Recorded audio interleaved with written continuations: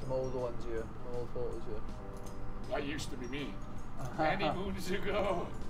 I started judo when I was 4. My mother one day took me and my younger brother Ashley. We'd fight on the mat and then we'd fight off the mat as well. I spent most of the time chasing him around in that mat, but not teaching him everything, just chasing him around, putting him in the mat. You know, I still train judo now, but nowhere near as much as I used to. It was definitely my first love. The first time I said, look, Dad, I want to do mixed martial arts, he laughed at me. He didn't see how I could become a mixed martial artist. You know, it was one of the toughest sports in the world, and you got to get punched in the face. At the time, I was a big UFC fan. I loved the whole thing about it. You know, I could cross over my judo into mixed martial arts. You know, it's crossed over very well for me, and it's made me into the fighter I am today. And now we play the waiting Scenario-based wrestling, guys. Light again. Okay, yeah, let's go. I got with Chris, I'd say about 10 years ago now. He's an amazing, amazing coach, and he's been there since day one. Good. We're gonna play the waiting game. And now we play the waiting Scenario-based wrestling, guys. Light again. Okay, yeah, let's go. I got with Chris, I'd say about 10 years ago now. He's an amazing, amazing coach, and he's been there since day one. Good.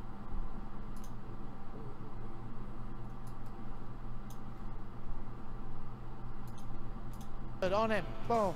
And I'm very lucky that me and Chris have got this, you know, fighter-coach connection. Let's go, Brett John. Nice. He gets in my mind very, very good. You know, he knows how to teach me. Throw on your way in as well. That's better. That's better. Give him something to do when he's in there. Much better. I'm not shocked by his success at all. I'm going to be honest. I know that's easy to say now in hindsight, but he's a grafter. You know, he's always wanted it, and he's always put the work in. Brett's progression's been rapid. I mean, in terms of MMA, when he first started, he couldn't throw a punch. And I mean, I'm talking like his first 8 fights, I think he threw 1 punch and he missed that one, to be honest. But he's improved massively. His brain for MMA has always been really good. Nice. Even though he's 15-0, this is genuinely just the beginning. He's exceptional now, but there's so much room for progress there. The attitude retake is the only time you've done it, and a perfect, there's nothing more to improve, is that day when he puts his gloves in the middle of the cage, bows his way out and goes, I'm never stepping in the cage again. Then we'll settle and he's good. The guys that I'm with now are the guys that push me every day. If you go to the gym and you're beating everybody up, then you're in the wrong gym. Every time I go to Chris's Academy, I always get beaten up, or I always get subbed or tapped or taken down. So I know I'm in the right place, and people have always asked me about the move, oh, when you're going to move away, when you're going to train away. But for me, don't fix something if it's not broken. Nothing is broken yet. I'd never watched the UFC live. The first ever time I watched the UFC, I was walking to the venue to fight in the UFC, you know, and that was crazy. So making history as the very first Welshman to step into the octagon, Brett Johns is realising his dream right now. It was amazing to see the emotion in everybody's face as I was walking out. I looked up and Conor McGregor was right in front of me about 2 meters away, and it was a week after he just beat Eddie Alvarez for the 2 titles. He was nodding his head to me as if to say, you know, good luck, all the best. I went into the fight, and I've had a bit of stick in my career for being quite boring. And that fight was not boring. Oh, what a beautiful uppercut! What a quack is rocked! Beautiful jumping knee! Oh, 2 more clean shots! A wonderful display from the Welshman. The future is very bright. This is a beast.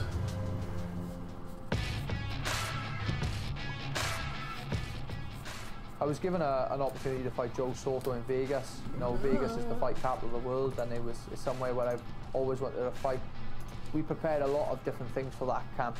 The single leg takedowns, the double leg takedowns, defense, submissions from that sort of scenario. And come fight night, you know, 30 seconds in, we were done. He's got to be careful here. He's attacking with submission. Another arm, and that's it! Are you serious?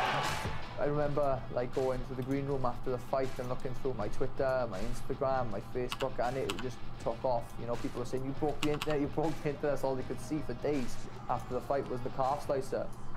I am coming. I'm bringing a big, massive dragon with me, and I'm coming for that gold belt end of 2018, I'm telling you now. Mae pethau fel hyn ddim yn digwydd o foi o Pont y Lais. Things like this don't happen from the boy from Pont y Lais. It's such a privilege to be that guy that people look up to, you know. I think it's important for me now to stay in the limelight of the UFC and try and get this country on the map, you know. We're a small nation compared to most of the countries in the world, and we are getting louder. The only way you go up is to keep winning. There's no blueprint behind it, you know. You win fights, you go up the rankings, and that's where I'm heading towards, you know. Whoever's next, I got to beat them. The guy after I got to beat them, and potentially we're on about a UFC title shot. It would be an absolute honour to be the first Welsh guy to raise that UFC title.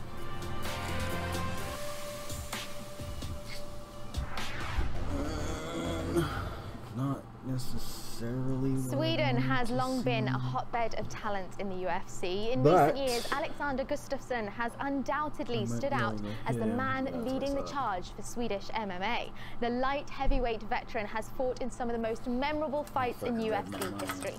And if you're looking for what it means to possess the warrior spirit, then look no further than the man they call the Mauler.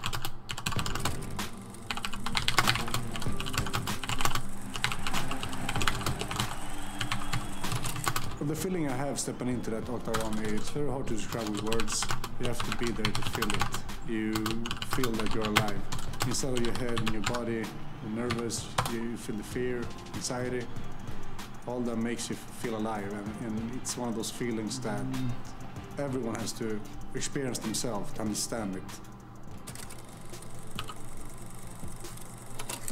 It's a love and hate relationship I have to fighting, because, you know, I love fighting overall, but in camp, you hate every day of training. You need to be here, learn.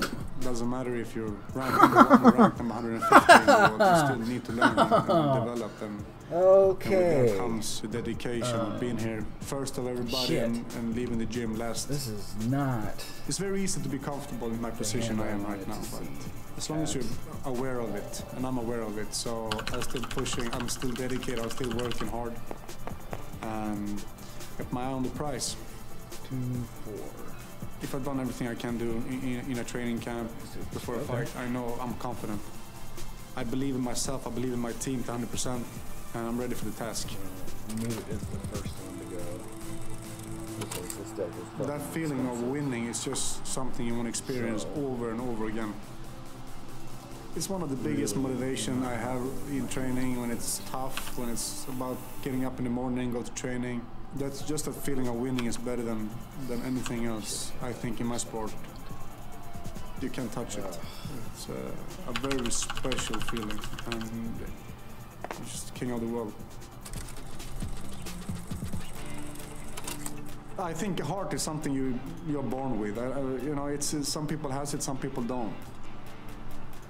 I'm not saying it's a good thing either. It takes on you in tough fights, because sometimes you just wish, you know, got yourself knocked out and it's all over. But the heart just keeps telling you push, push, push. And I don't know, it's just something that I'm born with. It's just me as a fighter. After losing a fight, it's probably one of the worst feelings you can have. It's devastating for your career. People believe in you and you fail, so it's a big disappointment losing a fight. So when I've been in that situation, I always say to myself, I got 2 alternatives. Either I quit, do something else, or I learn and keep training and keep pushing. So that's what I'm saying to myself. And they always end up with the alternative number 2. Just keep pushing and learning and stay positive. Crap.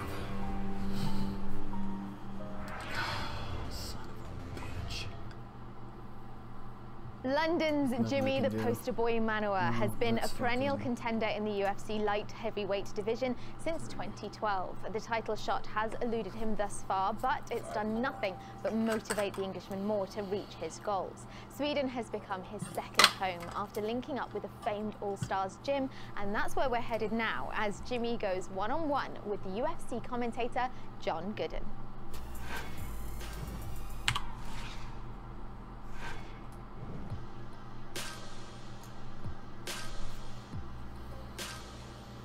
Right, so Jimmy, thank you for taking the time out to have a chat. I find you here in Sweden again. You must really like this place. It's my second home. home away from home. So I come here to get away from the fast life of London.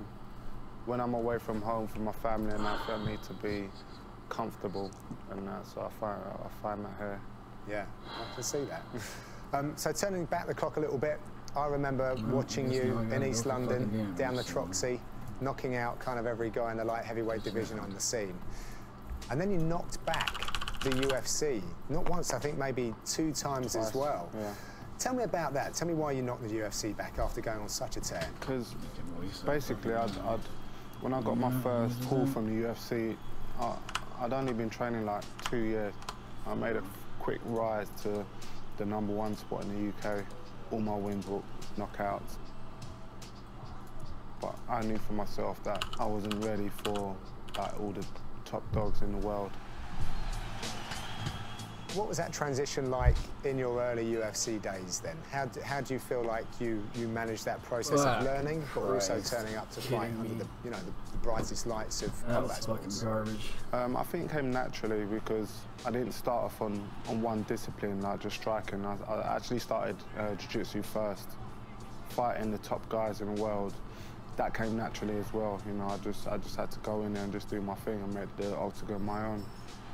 Fast forward, some good wins. You then stepped up in your hometown to headline a card against a guy that was making a lot of noise at the time, Alexander Gustafsson. How easy was that decision for you? So it doesn't fucking matter. And how much did it mean to you to have the opportunity to step up in London in front of your fans and headline? Eat dick. To me, it was a no-brainer. Alex, he had just fought John Jones and lost to John Jones, so he was the #1 contender in the world at the time, and we accepted the fight. Didn't go your way. It was a tough night for you, but what did you take from that? What lessons happened, or what good came out of that night for you?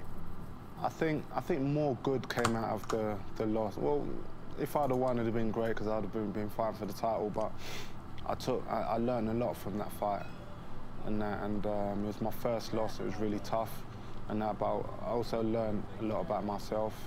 You went from being foes. I know it wasn't like a beef with Alex at all, and you obviously sounded like you were friendly before, but then you certainly became friendly after, and training partners. How has that relationship flourished, even though you guys, you know, threw down in the octagon only a couple of years ago? We still throw down now, but in the gym, and you know, we've got a great relationship. He's probably my best training partner, and that's why I come to Sweden a lot. I believe he's the best technical light heavyweight in the world, and I learned so much from him. He's good everywhere, and I learned so much off him. I think the training just shows in the fights what we do, you know? Like the OSP fight, the Corey Anderson fight, where Alex was in my corner.